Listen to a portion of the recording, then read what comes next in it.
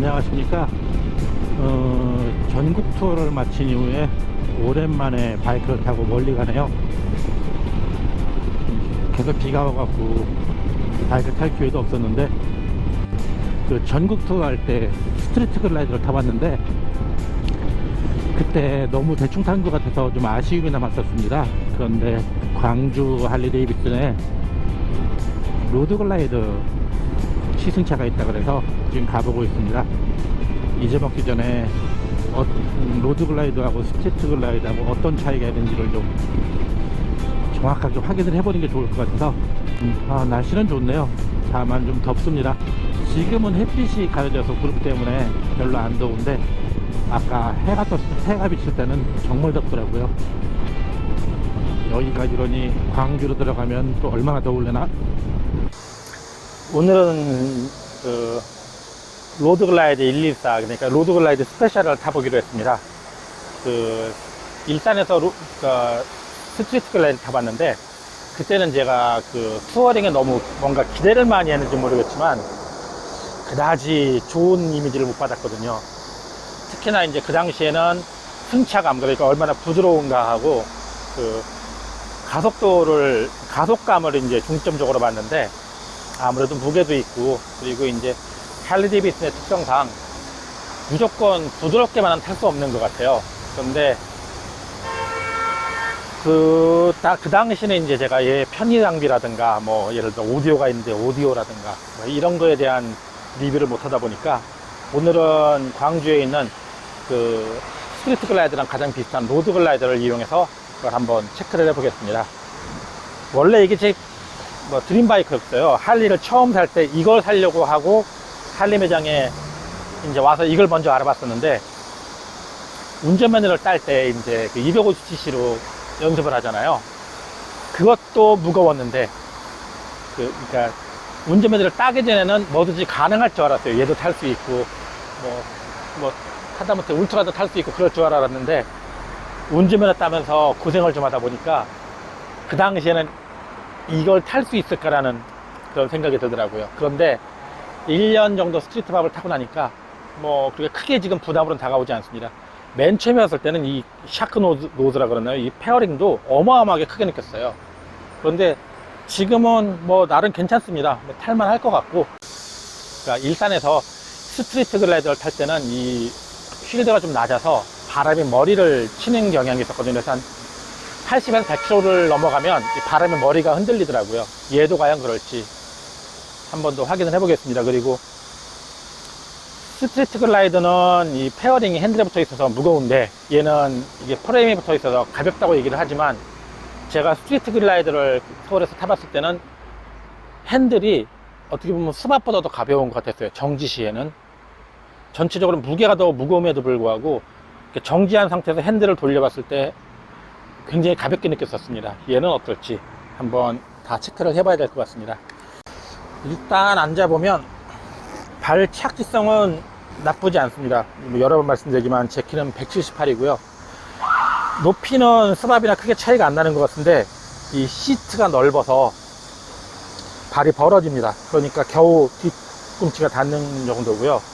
핸들은 제 거 스밥보다 가벼워요. 이렇게 이게 아마 이 캐스트 각이 스밥보다 더 이렇게 세워져서 그럴 거예요. 아마 이게 무게가 가볍진 않은데 핸들이 너무 가볍게 들어가요. 스밥은 이거 타려면 응차 하고 힘을 줘야 되는데 얘는 그런 거 없습니다.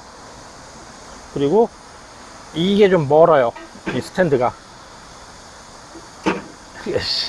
이렇게 하기에 좀 멀고, 제 키에도 이 정도면 키 작으신 분들은 이거 세우는 게 곤욕이겠네요. 그리고 똑같이 이 부분이 걸리고요. 그러니까 앞으로 갈 때나 무게가 느껴진다.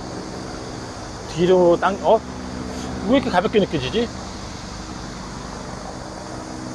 무게가 분명히 스밥보다 60-70kg가 더 나갈 텐데 굉장히 가볍게 느껴집니다. 스로트여도 좀 많이 쓰러질 때는 좀 무게가 오네요. 잠깐만 한번 해볼까? 이 옆으로의 무게가 스왑하고 큰 차이가 안 나는 것처럼 느껴집니다. 이 발판에 발을 올리면 이 자세가 정말 장거리를 가도 크게 뭐랄까요, 이 무릎에 무리가 안 가는 자세입니다. 제가 스왑을 포워드로 바꾼 이유도 미들 상태에서는 이렇게 구부리는데 이게 한 4시간에서 5시간 넘어가면 슬슬 아파오기 시작합니다. 그런데 이런 자세면은 괜찮을 것 같아요. 그리고 핸들은 굉장히 편하네요. 제 거는 이 상태인데, 그러니까 팔을 뻗어서 위쪽인데 얘들은 팔을 구부려서 앞으로 옵니다. 제 기억으로는 아마 스트리트 글라이더가 아마 이거랑 비슷했던 것 같아요. 뭐 소리는 뭐 오프, 이그니션, 뭐 세계 5대 갯벌의 풍부한 미네랄, 유네스코가 인정한 깨끗하고 맑은 전라남도의 바다, 5,000년을 한결같이 불어온 시원한 바람 한 줄기, 거기에 기다림을 더한 따사로운 햇살, 그 외에 그거 아니라? 어떤 것도 더하지 않았습니다. 깨끗해서 안심, 믿고 먹을 수 있는 전라남도.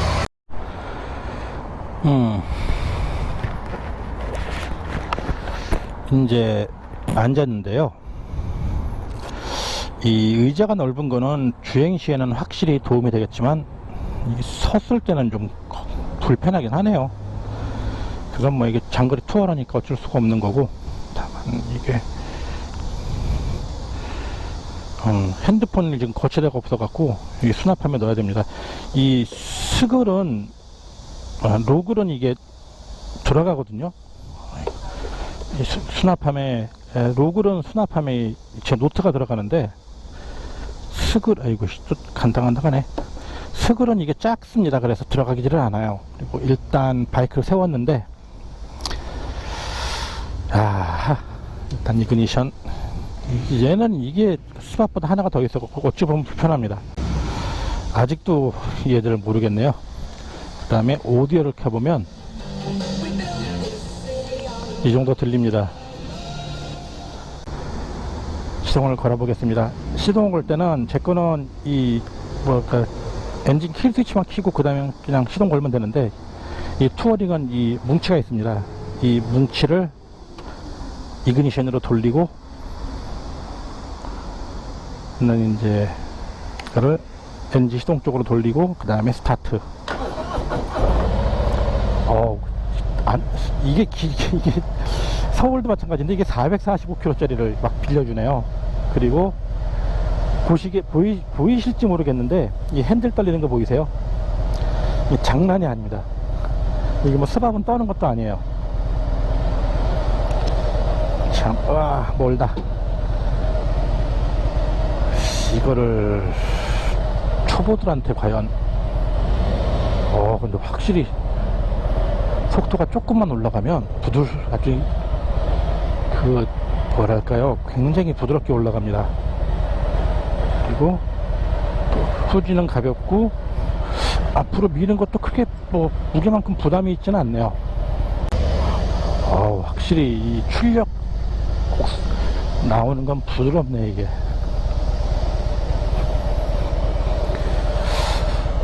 무게 자체를 크게 부담스럽게 느낄 필요는 없을 것 같네요.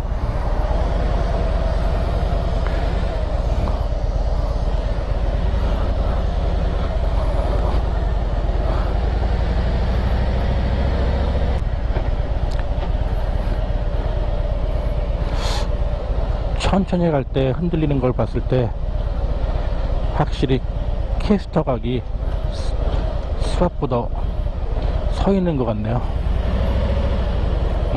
역시 출발 부드러워.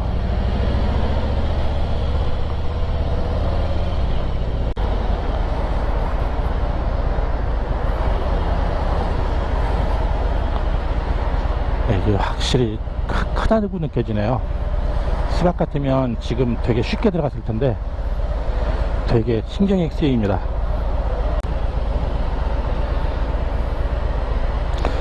아, 얘도 흔들린다. 뭔 차이지? 얘도 엉덩이가 막 덜덜덜덜덜 떨려요. 머리까지 흔들릴 정도로. 오. 특별히 문제는 없네요.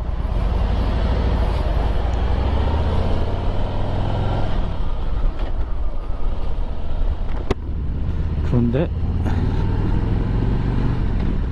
확실히 이 가속은 잘 되는데 가속의 그 뭐라 그럴까요, 압박감이라 그럴까, 확 목이 제껴지거나 머리가 제껴지는 그런 느낌은 안 듭니다. 근데 속도는 잘 붙어요, 확실히. 그리고 승차감은 뭐 아주 부들부들하진 않고요, 적당히 딱딱합니다. 아, 소리.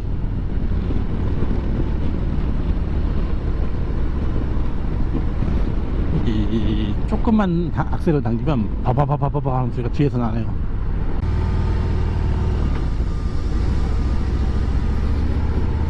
여기서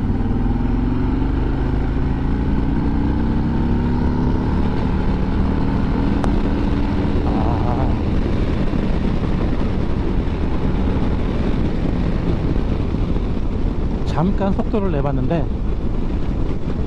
100km가 넘어가도 바람이 머리를 치진 않네요. 그리고 토크는 확실히 걸립니다. 백토크는. 지금 소리 들리셨나 모르겠는데, 그런데 우스운 건 굉장히 안정적이에요. 뒤가 지금 락이 됐는데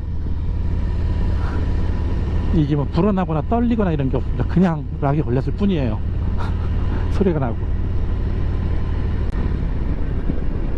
유턴 조금만 돌고 가야죠.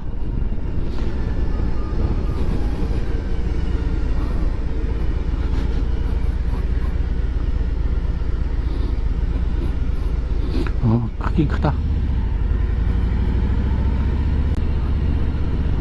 아, 근데 이게 니그립이 되네요. 탱크가 커갖고. 제가 이 투어로가 가장 부러운 건 딴 게 아니고요, 이 탱크입니다. 이 스밥은 13.3L, 2L 이밖에 안 들어가니까, 물론 그래도 뭐 한 거의 240km 아니지 300km가 넘게 달렸으니까요. 이거는 20L 넘게 들어가잖아요. 20L 가까이. 그러면 500km, 서울까지 그냥 한 번에 간다는 얘기죠, 뭐. 인천까지. 그게 제일 부러워요, 이 듬직한 탱크가. 이 페어링이 바람을 막아주는 건 잘 하고요. 다만 좀 그 가속할 때 이거 뭔가가 좀 하나가 빈 것 같아요. 그리고 오디오는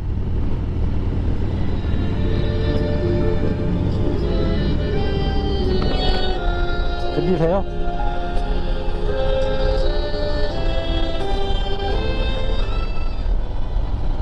충분히 들립니다.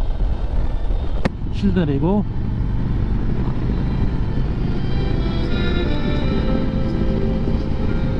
(80km) 100km 달려도 소리가 충분히 들립니다. 근데 제가 그 스트리트 글라이더를 과연 살 것인가라고 그때 얘기를 했을 때, 타면서 그냥 스밥을 타겠다고 얘기를 했는데, 이게 장단점이 있네요. 그냥 장거리를 간다고 해도 그냥 넓은 길을 갈 때는 얘들이 훨씬 좋아요. 엉덩이도 편안하고 바람도 잘 막아주고. 그런데 제가 주로 자주 출장을 다니는 것처럼 좁은 길을 왔다 갔다 할 때는 그게 과연 이게 좋을까 아니면 스밥이 좋을까 생각해보면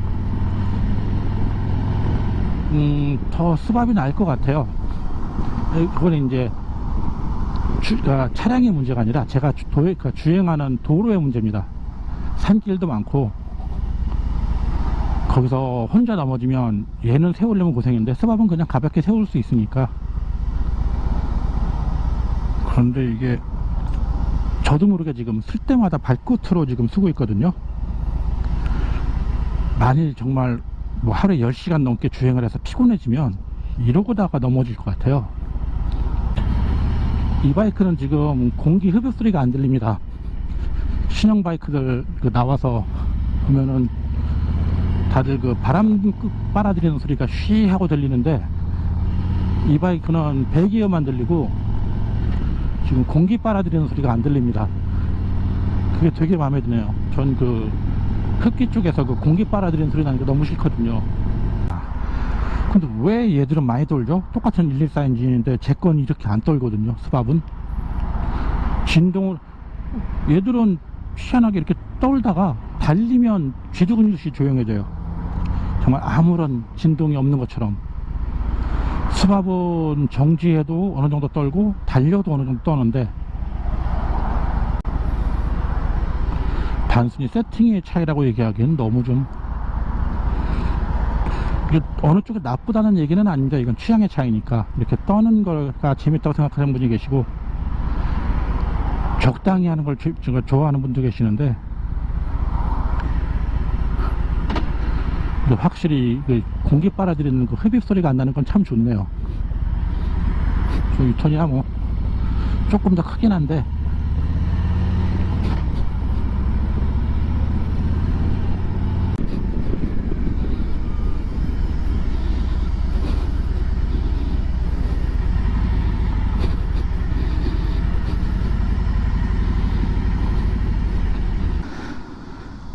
스트리트 글라이드 탈 때는 뭔가 조금 덜 부담스러웠어요. 근데 얘는 조금 더 부담스럽네요. 그러니까 마음대로 한다는 느낌이 안 들어요. 똑같은 데도 그래요. 다른 거는 카울의 설치 위치만 다른 건데, 핸들 높이하고 그리고 스트리트 글라이드는 이 계기판이 위에 있고 화면이 밑에 있습니다. 얘는 반대로 되어 있고, 그 외에는 차이는 없습니다. 근데 왠지 모르게 오늘 좀 더 긴장이 되네요. 로드 글라이더하고 스트리트 글라이드 중에 어느 걸 고르겠냐고 물어보신다면 저는 스트리트 글라이더를 고를 것 같아요. 왠지 모르게 그게 더 부담이 없네요. 그리고 이게 좀 젊은 친구들이 많이 선호하잖아요.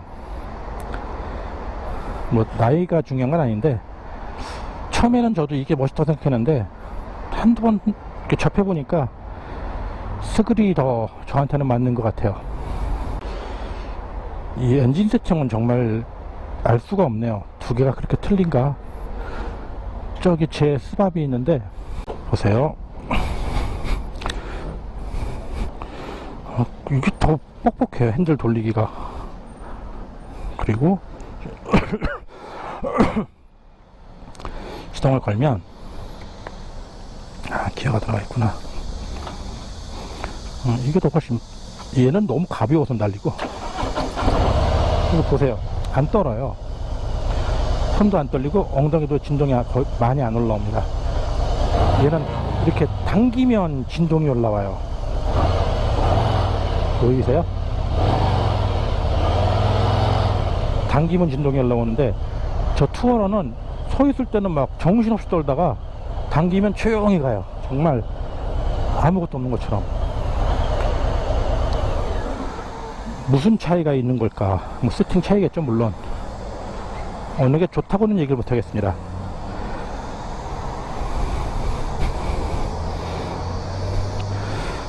다만 이 도심안에서는 자주 서야 되는 도심에서는 저 투어러는 정말 쥐약일 것 같아요. 그리고 제 스밥은 지금 배기관이 지금 옆으로 이렇게 지나가는데요. 그래서 열이 바로 올라옵니다. 위로. 그러니까 허벅지하고 종아리가 엄청 뜨거운데, 이 스그를하고 로글은 지금 보시는 것처럼 밑으로 최대한 지나가 있어요. 오른발이 좀 뜨겁긴 한데, 그나마 스밥보다는 그 배기관의 열은 덜합니다. 엔진 열이야 동일하겠지만. 이렇게 제가 꿈꾸던 로드 글라이드를 시승해 봤습니다. 처음에 투어러 모델을 시승했을 때는 무게감 때문에 조금 거부감이 있었는데요. 두 번째 시승을 해보니까 투어러 모델의 장점을 알 수 있을 것 같습니다. 지금이야 스바빌리사에 만족하고 타고 있는데요. 언젠가는 투어러 모델로 기변을 할지도 모르겠네요. 이상 로드글라이더의 시승기를 마치겠습니다. 시청해주셔서 감사합니다.